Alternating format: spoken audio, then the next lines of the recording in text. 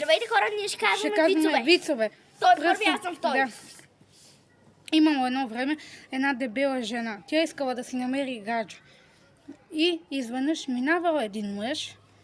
Тя вика му: искам да ти станем гадже. Той вика: какъв е то слон, бе? И тя вика: слон ми ме нарече. С тази походка ходи. Слон ми ме нарече.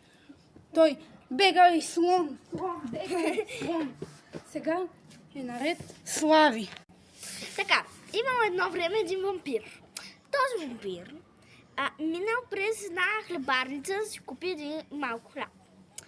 И жената на касата го питала: защо взимаш хляб, нали си вампир? Той каза: там стана катастрофа, ще хода да си топя.